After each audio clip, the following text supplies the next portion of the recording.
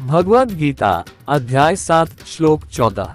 दैर्वी ह्येषा गुणमयी मम माया दुरत्यया मामेव ये प्रपद्यन्ते माया मेता तरन्ति ते। इस श्लोक में भूदेवी भगवान श्री कृष्ण के माध्यम से माया की शक्ति और उसके प्रभाव को समझाती हैं।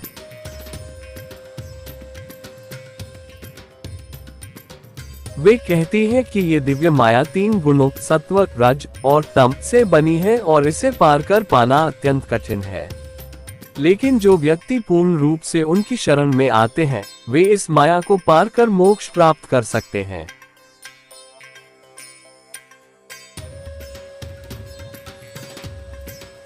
इसका अर्थ ये है कि जो कोई देवी के गुणों के समान गुण धारण करता है वही माया से ऊपर उठकर योग में स्थिर हो सकता है।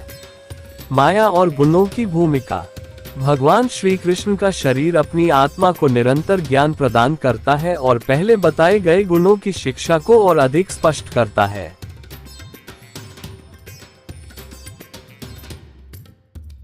वे बताते हैं कि यह माया इन 3 गुणों की पारस्परिक क्रिया के कारण उत्पन्न होती है। माया एक भ्रम की तरह कार्य करती है जो व्यक्ति की दृष्टि को धुंधला कर देती है और उसे वास्तविकता को देखने से रोकती है।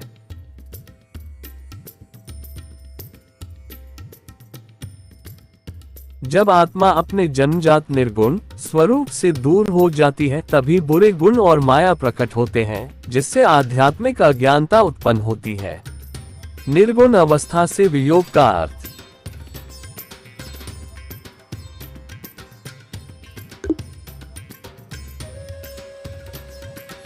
निर्गुण अवस्था से अलगाव को वियोग कहा जाता है। ये वह स्थिति है जिसमें आत्मा और भूदेवी के गुणों के बीच भेद उत्पन्न हो जाता है। इस वियोग के कारण व्यक्ति जीवन के चक्रव्यूह में फंस जाता है और जन्म मरण के अंतहीन चक्र में बंध जाता है।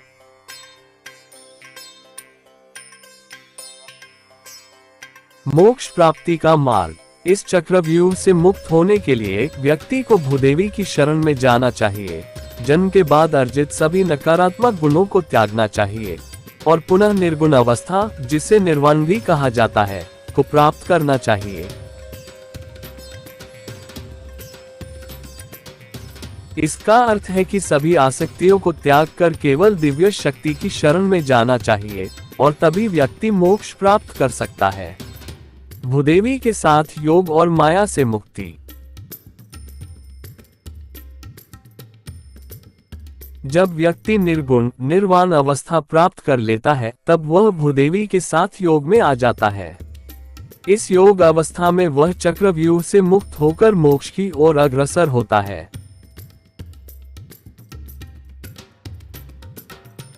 इस श्लोक का मुख्य संदेश। इस श्लोक के माध्यम से भूदेवी समस्त मानवता को ये बताना चाहती है कि केवल वही मोक्ष प्रदान कर सकती है। मोक्ष प्राप्त करने के लिए व्यक्ति को 1. माया से ऊपर उठना होगा। 2. योगस्थ होना पड़ेगा। 3. निर्गुण निर्वाण अवस्था को अपनाना होगा और अंततः अपने जन्मजात शुद्ध ब्रह्म स्वरूप में स्थिर रहना होगा। संक्षेप में इस श्लोक में भूदेवी भगवान श्री कृष्ण के माध्यम से यह समझाती है कि संसार में व्याप्त माया 3 गुणों से बनी है और इसे पार करना अत्यंत कठिन है। लेकिन जो व्यक्ति दिव्य शक्ति की शरण में जाता है वह इस माया से मुक्त होकर मोक्ष प्राप्त करता है। यही भगवद गीता के इस श्लोक का सार है।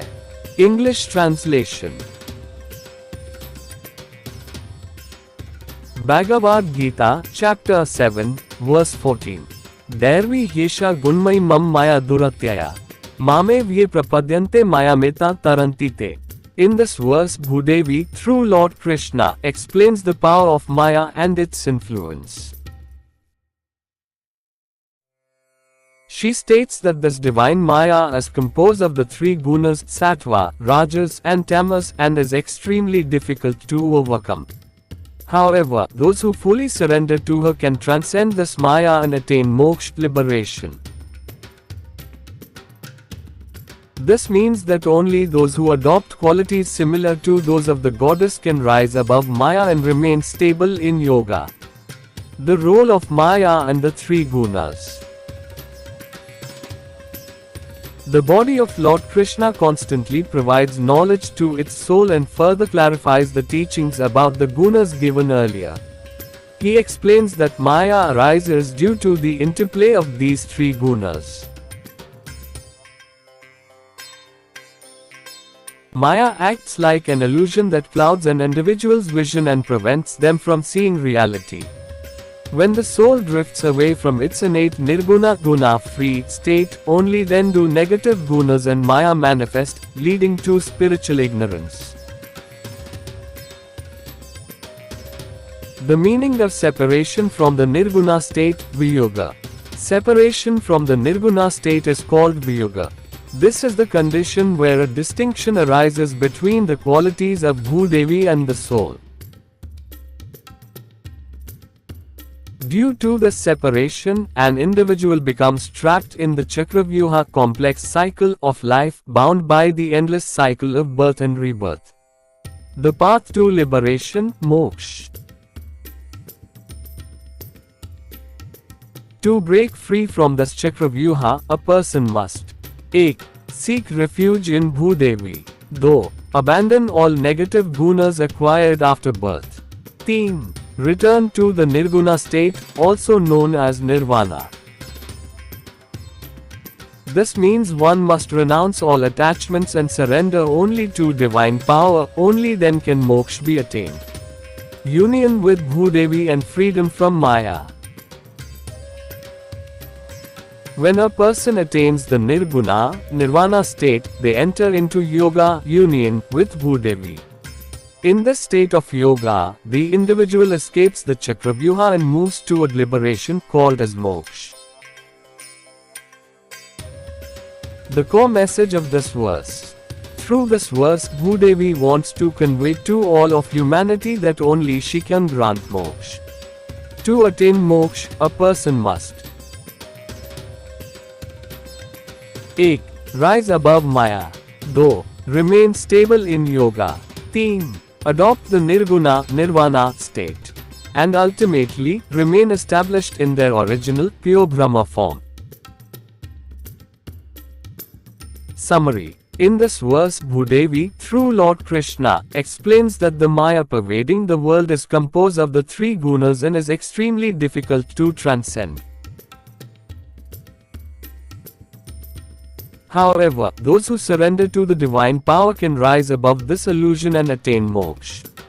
This is the essence of this verse from the Bhagavad Gita.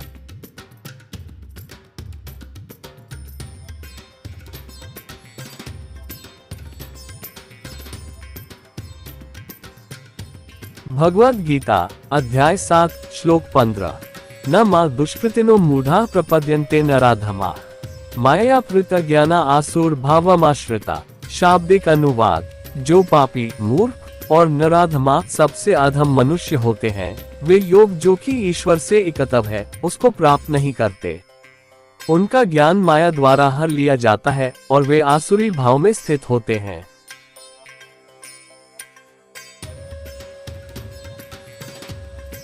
योग प्राप्त किए बिना कोई भी मोक्ष को प्राप्त नहीं कर सकता।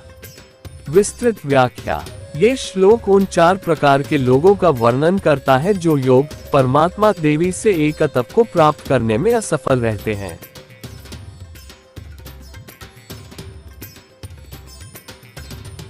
1.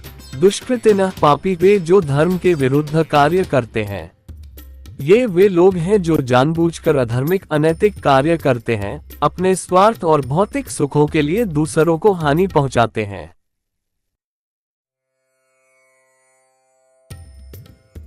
ये लोग सांसारिक सुखों में लिप्त रहते हैं और मोक्ष प्राप्त करने का प्रयास नहीं करते। ये रजोगुण वासना, इच्छा और तामसिक गुण अज्ञान, आलस्य से प्रभावित रहते हैं।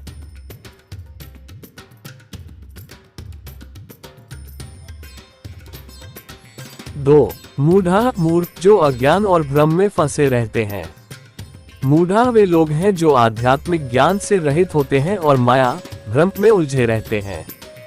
वे केवल सांसारिक सुखों की खोज में रहते हैं और ज्ञान, ध्यान या योग का अभ्यास नहीं करते।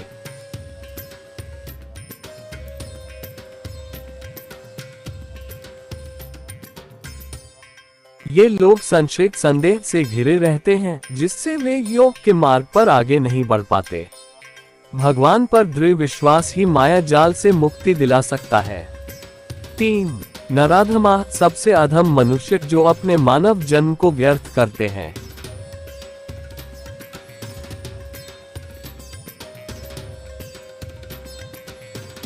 मनुष्य जन्म मोक्ष प्राप्त करने के लिए दिया गया है, लेकिन नराधमा इसे सिर्फ भौतिक इच्छाओं और आसक्तियों में व्यर्थ कर देते हैं। वे आध्यात्मिक उन्नति को अस्वीकार करते हैं, भले ही उन्हें ज्ञान प्राप्त करने का अवसर मिले।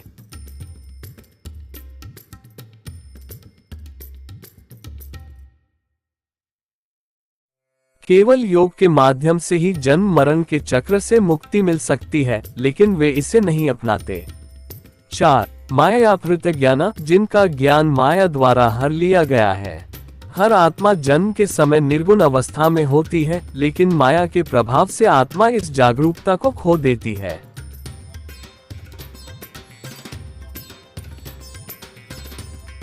माया उनका ज्ञान हर लेती है, जिससे वे योग के सत्य को देखने में असमर्थ हो जाते हैं। वे यह मानते हैं कि सांसारिक जीवन ही वास्तविकता है, जिससे वे मोक्ष से दूर चले जाते हैं।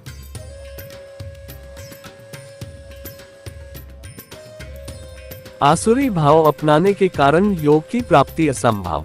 जो लोग आसुर भाव, अहंकार, स्वार्थ और नकारात्मकता से युक्त स्वभाव को अपनाते हैं, वे सदैव भौतिक सुखों और इच्छाओं में फंसे रहते हैं।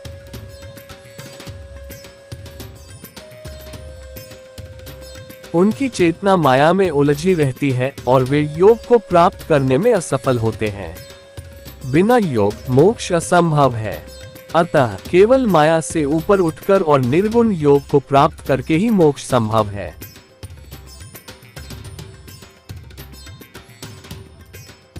भावार्थ: योग प्राप्त किए बिना कोई भी मोक्ष को प्राप्त नहीं कर सकता।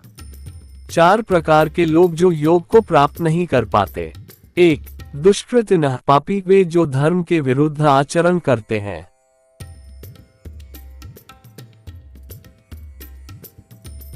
ये वे लोग हैं जो जानबूझकर अधर्मिक कार्यों में संलग्न रहते हैं और स्वार्थी इच्छाओं की पूर्ति के लिए दूसरों को तथा स्वयं को हानि पहुंचाते हैं। ये रजोगुण और तामसिक गुण से अत्यधिक प्रभावित रहते हैं।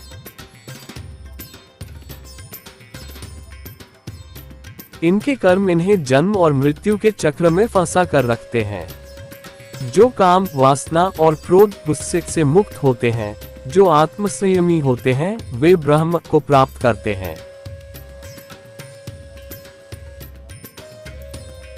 दुष्कृतिनः योग को प्राप्त नहीं कर पाते क्योंकि वे काम और क्रोध से नियंत्रित होते हैं, जो उन्हें निर्गुण योग तक पहुंचने से रोकते हैं। 2. मूढ़ा, मूर्ख, जो अज्ञानवश माया में फंसे रहते हैं। मूढ़ा वे हैं जो आध्यात्मिक ज्ञान से वंचित रहते हैं और पूरी तरह से माया, भ्रम में उलझे रहते हैं। वे केवल सांसारिक सुखों के पीछे भागते हैं और आध्यात्मिक ज्ञान की खोज नहीं करते।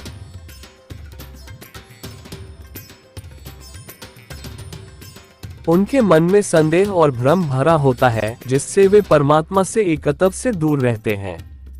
जो अज्ञानी और श्रद्धाहीन हैं, वे नष्ट हो जाते हैं। न तो वे इस संसार में सफल होते हैं और न ही आध्यात्मिक रूप से उन्नत हो पाते हैं। मूढ़ा योग को प्राप्त नहीं कर पाते क्योंकि उनका संशय उन्हें सत्य को जानने से रोकता है। 3. नराधमा, सबसे अधम मनुष्य वे जो अपने मानव जन्म को व्यर्थ करते हैं। मानव जन्म मोक्ष प्राप्त करने के लिए होता है, लेकिन नराधमा इसे सांसारिक आसक्तियों में बर्बाद कर देते हैं। ये वे लोग हैं जो आध्यात्मिक उन्नति को अस्वीकार करते हैं, भले ही उनके पास ज्ञान प्राप्त करने का अवसर हो। वे यह नहीं समझते कि केवल योग के माध्यम से ही जन्म मरण के चक्र से मुक्ति मिल सकती है। हजारों मनुष्यों में कोई एक ही सिद्धि के लिए प्रयास करता है, और जो प्रयास करते हैं उनमें से कोई विरला ही मुझे तत्वतः जान पाता है।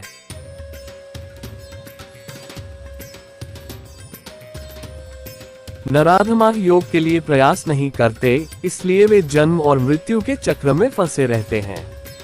4. माया प्रत्यज्ञान, जिनका ज्ञान माया द्वारा हर लिया गया है। जन्म के समय प्रत्येक आत्मा निर्गुण अवस्था, गुणों से मुक्त शुद्ध अवस्था में होती है, लेकिन माया के प्रभाव से आत्मा इस जागरूकता को खो देती है। माया उनका ज्ञान हर लेती है, जिससे वे योग परमात्मा से एकत्व के सत्य को देखने में असमर्थ हो जाते हैं। वे यह मानते हैं कि सांसारिक जीवन ही वास्तविकता है, जिससे वे मोक्ष से दूर चले जाते हैं। जिनका ज्ञान माया द्वारा हर लिया गया है, वो योग को प्राप्त नहीं कर पाते, क्योंकि वे दिव्य शक्ति की शरण में नहीं जाते और माया से ऊपर नहीं उठ पाते। योग के बिना मोक्ष असंभव क्यों है?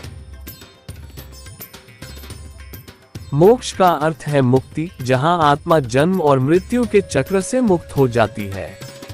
योग का अर्थ है एकत्व, यह आत्मा के गुणों को परमात्मा के गुणों के साथ मिलाने की प्रक्रिया है, अर्थात निर्मलता और शुद्धता प्राप्त करना। योग के बिना आत्मा माया में फंसी रहती है और निर्गुण मोक्ष परम मुक्ति को प्राप्त नहीं कर सकती। जो योग में स्थित है, जिसका मन और आत्मा शुद्ध है, जिसने अपनी इंद्रियों पर विजय प्राप्त कर ली है, वह कर्म करने के बावजूद बंधनों से मुक्त रहता है। योग के बिना आत्मा कर्म बंधन में फंसी रहती है और मोक्ष को प्राप्त नहीं कर सकती। इस श्लोक का अंतिम संदेश। ये श्लोक बताता है कि जो लोग अधर्म में लिप्त हैं, दुष्कृतिनः, अज्ञानता में डूबे हैं, मूढ़ा, सबसे नीच मानव है, नराधमा, माया में फंसे हुए हैं, माया प्रत्यज्ञाना, वे योग परमात्मा से एकत्व को प्राप्त नहीं कर सकते और बिना योग मोक्ष असंभव है। जो तीनों गुणों को पार कर लेता है, वह ब्रह्म के जन्म से पहले के स्वरूप को हासिल करता है। इसलिए केवल माया से ऊपर उठकर और निर्गुण योग तक पहुंचकर ही मोक्ष प्राप्त किया जा सकता है, जब आत्मा परमात्मा के समान शुद्ध हो जाती है। The sinful, the ignorant, and the lowest among men do not attain yoga, which is the union with the Supreme. Their knowledge is taken away by Maya, and they remain situated in demonic tendencies. Without attaining yoga, no one can attain moksha liberation. Detailed explanation. This verse describes the 4 types of people who fail to attain yoga, oneness with the Supreme Goddess. 1. Destina, the sinful, those who act against dharma. These are people who knowingly engage in unrighteous, adhamic actions, harming others for their selfish desires and materialistic pleasures. They remain absorbed in worldly enjoyments and make no effort to seek liberation. They are influenced by rajas and tamas gun. Though, mudha, the ignorant, those who are trapped in delusion. These are individuals who lack spiritual knowledge and remain entangled in Maya illusion. They only seek material pleasures and do not engage in spiritual practices like meditation or yoga. They are filled with doubt and confusion, which prevents them from progressing on the path of yoga. Only strong faith in the divine can free them from Maya's trap. 3. Naradhama, the lowest among humans, those who waste their human birth. The human birth is given for attaining moksha, but Naradhama waste it in worldly desires and attachments. Even when given an opportunity to gain knowledge, they reject spiritual progress. Only through yoga can one break free from the cycle of birth and death, but they refuse to adopt it. 4. Mayapahārtajnan, those whose knowledge is stolen by Maya. Every soul is born in a nirguna state, but due to Maya, it loses this awareness. Maya takes away their knowledge, preventing them from realizing the truth of yoga, which is oneness with the divine. They believe that worldly life is the only reality, keeping them away from moksha. Why those with demonic tendencies cannot attain yoga? People who adopt Asurak Bhava, demonic qualities, ego, selfishness, and negativity remain trapped in material desires. Their consciousness remains entangled in Maya, preventing them from attaining yoga. Without yoga, moksha is impossible.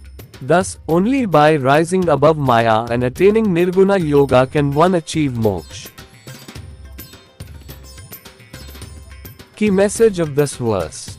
No one can attain moksha without yoga. The four types of people who fail to attain yoga are: 1. Destina, the sinful, those who act against dharma.